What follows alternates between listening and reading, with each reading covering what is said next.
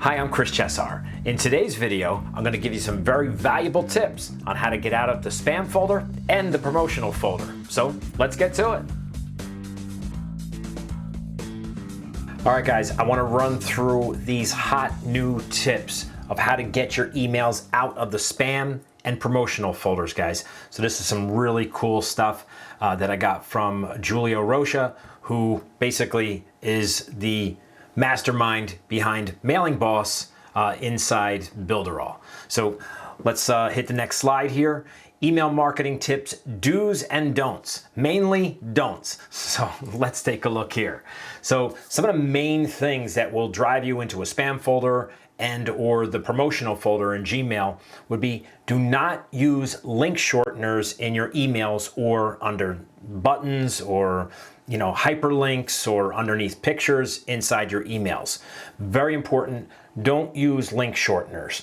So you have to understand these email providers are looking at all the HTML basically underneath the hood of how you see your email, how you have it written. So they don't like shortened links and redirects. So just do the full link. You can hyperlink it, you can put it under a picture, but just use the long link. Don't use bit.ly, or don't even use, if you're using Builderall, don't even shorten it with the Builderall link. Just use the long link, guys. So that is tip number one. Number two, do not use direct downloads. So send them to a website page where they can download, say if you're giving away a PDF or an ebook or whatever you're giving away, a video or anything like that. Don't have direct downloads inside the email. So have your long link, build out a page where they can go to that page, that website page, and then click a button and then download the PDF, the ebook or video from that particular area. Now this might get a little confusing, but do not use direct links to Google Docs or like things like Dropbox or services like that.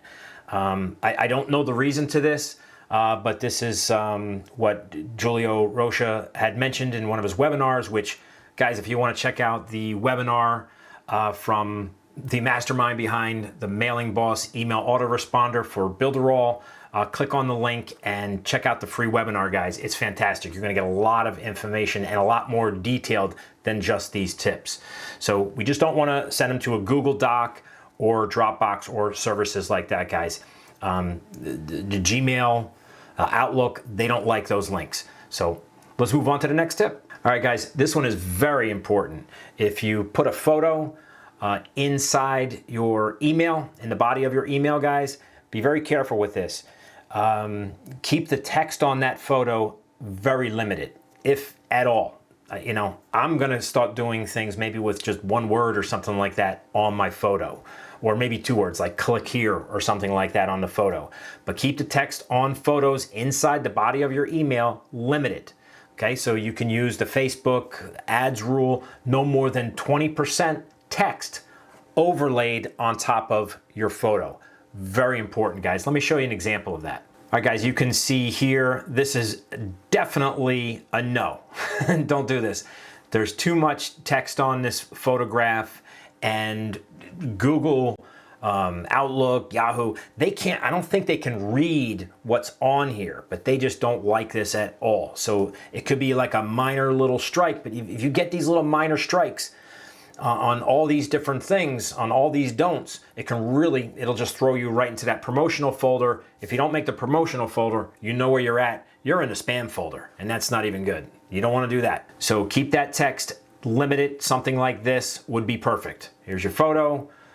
It's centered, it's all good, and you just have one word there, and obviously the check mark's not there. This is the good way. That's what I'm trying to tell you. This is a good way, and this is the wrong way. Let's move on to the next tip. All right, guys, this is one that I have failed at miserably. I am just not good at this, and it is, do not let an email list sit dormant, okay? Try to get a minimum of one email out per week. Very, very important, guys. You can actually do one email a day. It's okay. If you're putting out really good content, your subscribers are going to enjoy it. Most likely, they're going to open it, guys, and they're going to look forward to your next email. That is if you're giving value. So you can go by the old, there's different ways to do it. You can, do value, and then an ask. So an ask means asking them to take a look at something or ask them to purchase something. But you want to just rinse and repeat that cycle. Value. You can even do 3 in a row. Value, ask. And then repeat that. Value, ask. So some people do 2 days of value and then 1 day of an ask, and then they just repeat that cycle. So if you do this, I know you're going to have to put some time in to get these emails all put together, either in advance so you can put them in a nice email sequence, or you can just, do one email every single day or 4 times a week. You just get up and write an email and put it out there. And there's really good ways to write emails too. If you're not really good at writing emails, you can go into Google and just kind of record yourself talking and like transcribe what you're saying.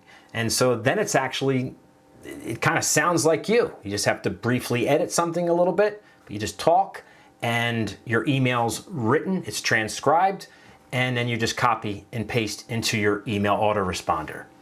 All right, on this next one, guys, I'm going to jump over to my Gmail account.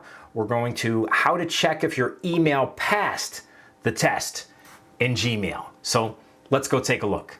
All right, I jumped into one of my emails, so I don't want to show anybody else's here. This is one of my emails. It was sent just the other day.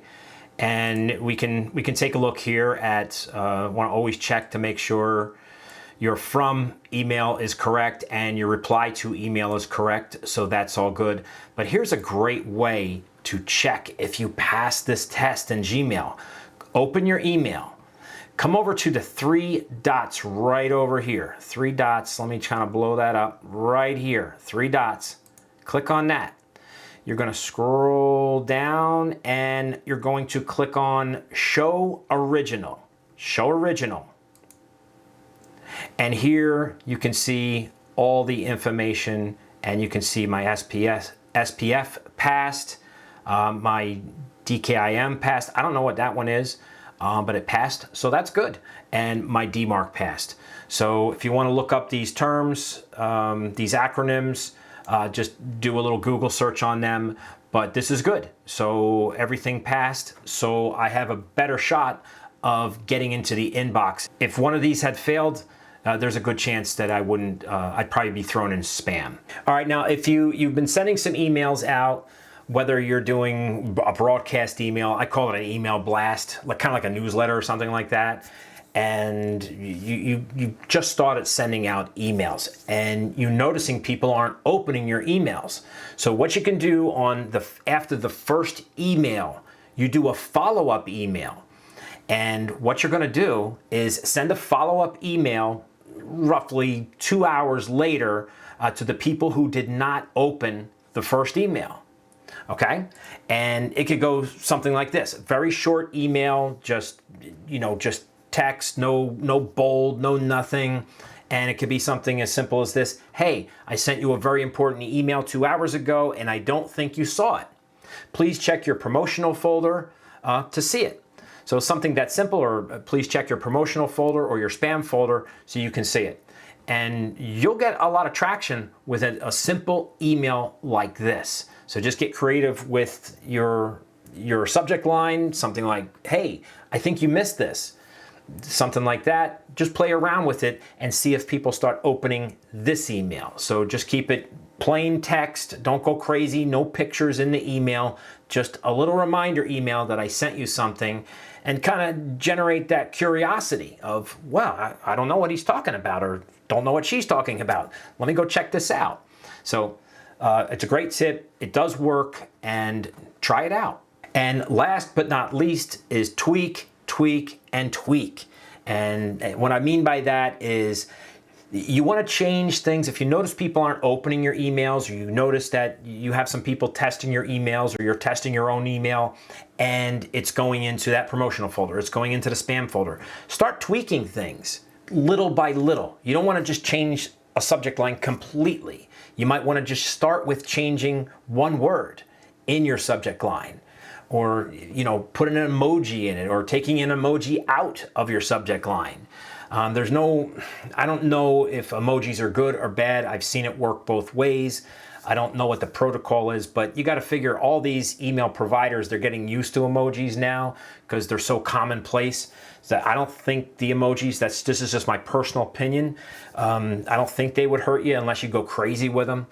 But just tweak little by little your subject lines, and then once you kind of figure out that, okay, people are opening it, but they're not responding, then you can start working on little by little, a couple sentences here or there, a couple words inside the body or the content of your email.